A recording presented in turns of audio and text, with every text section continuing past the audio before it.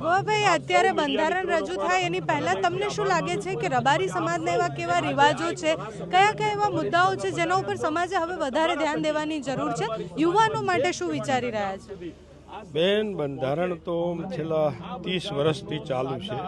10 વર્ષે થોડા સુધારા કરીએ છીએ. અત્યારે 10 વર્ષ પછી થોડું સમયમાં પરિવર્તન થયું એટલે અમે પણ થોડો સુધારા માટેનું આ કર્યું. પહેલાં અમે આટલા ગોળનું કરતા હતા. અચ્છા, બધાએ આગેવાનોએ વિચાર્યું કે સમગ્ર જિલ્લાના ગોળનું કરો, કારણ કે સગાવાલું તો બધે છે. બંધારણ પાળવું હશે તો બધું કરવું પડશે એમ વિચારીને સમગ્ર જિલ્લો પાટણ, બનાસકાંઠા, વાવ, થરાદ, રાજસ્થાનની બોર્ડર, સાચર, રોનીવાડા, ભીનમાલ જે અમારા ગોળથી જોડેલું છે, આ બધાને ભેગા લઈને એક સમાજ, એક રિવાજ, એક બંધારણ. જેમ મોદી સાહેબે કહ્યું સૌનો સાથ, સૌનો વિકાસ, એમ અમે પણ વિચાર્યું કે આ રીતે બધા કરીએ તો સારું, એ લઈને કર્યું છે. આમાં યુવાનો માટે પણ બંધારણ સારું છે કે એમને અમે 21મી સદીથી આગળ ધપવાની વાત છે. અમે પાછળની 18મી સદીમાં લાવવાનું નથી કરતા. 21મી સદીમાં આગળ વધે યુવાન, દીકરા દીકરી બધું એ જાતનું બંધારણ બાંધ્યું છે. પણ ખાસ કરીને લગ્ન પ્રસંગ, મરણ પ્રસંગ અને વ્યસન મુક્તિ અને શિક્ષણ પર વધારે ભાવ મૂક્યો છે. આ બે ચીજ કરી છે કે સમાજનો કોઈ પણ પ્રસંગ એક સમાન થાય, પૈસાવાળો ને ઓછા પૈસાવાળો બધા એક જ સમાન થાય એટલે સમાજમાં પ્રેમની લાગણી રહે છે. એક વખત માણસ સુખી હોય, ખૂબ જાહો જલાલી હોય, કુદરતી એવો દસકો આવે, આવક ઓછી થઈ ગઈ હોય, તેને તકલીફ હોય, પણ બધા બીજા બેઠા હોય કે તારું ઘર આ ચાલતું છે એટલે દેવું કરીને પણ એને મોટું ખર્ચ કરવું પડે, મરણ હોય કે લગ્ન, એ કોઈ ન થાય. દેખાદેખી ન થાય, કોઈના પેલાથી ન થાય, બધા એક સમાન રહે એના માટેનું આ બંધારણ છે. ખાસ શિક્ષણ પર ભાગ છે. દરેક તાલુકે શિક્ષણના સંકુલ બને, શિક્ષણ વધારે થાય, એકતા રહે. સમાજ છે થોડું સામાજિકમાં પણ આડાવડું હોય તો અંદર બેસીને પતાવી દેવાનું, કોર્ટ કચેરી સુધી ન જવું, એવું પણ અમે અંદર કર્યું છે. છોકરાઓને પણ આ બધા નવા 21મી સદીમાં ક્યાંક ગુટકાન, કોક બીજું ત્રીજું બધું ચાલે છે. રબારીના છોકરાને વ્યસન મુક્ત રહેવું જોઈએ. પીવું હોય તો દૂધ પીવું જોઈએ, પરે ન જવું જોઈએ. વેપાર કરવો હોય તો બીજો ઘણો છે, એનો વેપાર રબારીનો દીકરો ન કરે. એ બધું લઈને અમે આજે આવ્યા છે. વર્ષોથી મેં તો કર્યું છે. આ ચોથું મારે બંધારણ છે.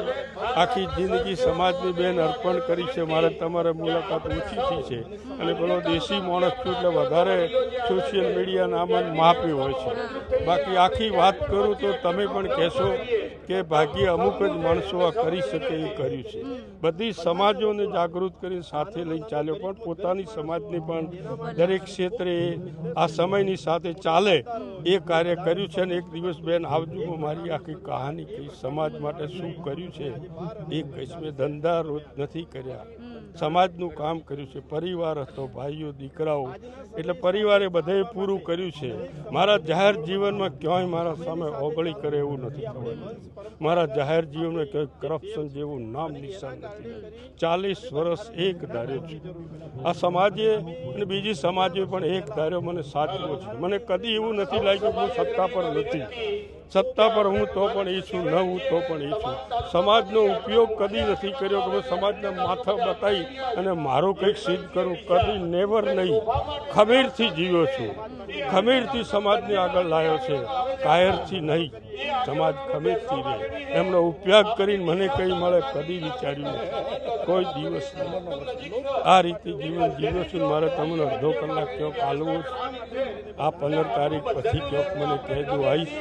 મારું આખું જીવન સાંભળશો, તમને લાગશે કે બહુ અઘરું હતું, એમાંથી પણ આ ઊભું કર્યું છે. હમણાં થોડા સમય પહેલા એક કાર્યક્રમ હતો અને કાર્યક્રમમાં તમે એવું કહ્યું હતું કે માલધારી સામે કોઈ આંગળી ચીંધે તો આંગળી કપાઈ જવાની ડર એને હોવો જોઈએ. એ તમે કયા સંદર્ભમાં કહી રહ્યા હતા અને યુવાનો એનાથી શું શીખે? એનો અર્થ ઘટન ઊંધું લીધું. મારો આખો વિડીયો તમે જોયો હશે.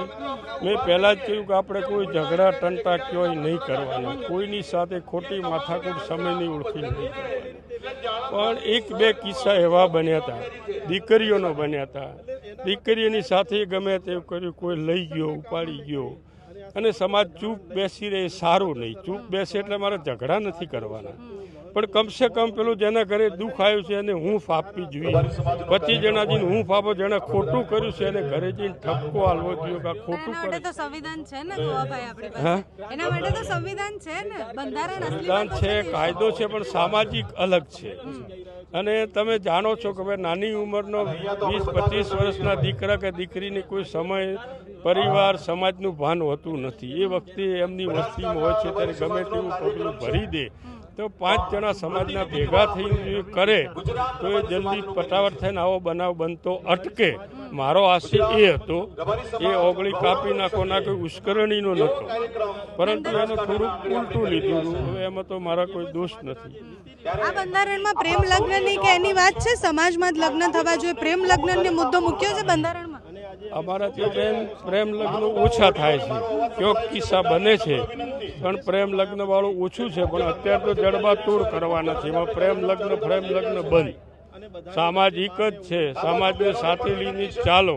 નવી પેઢીને કહે છે કે ભાઈ તમને ગમે એ કરો.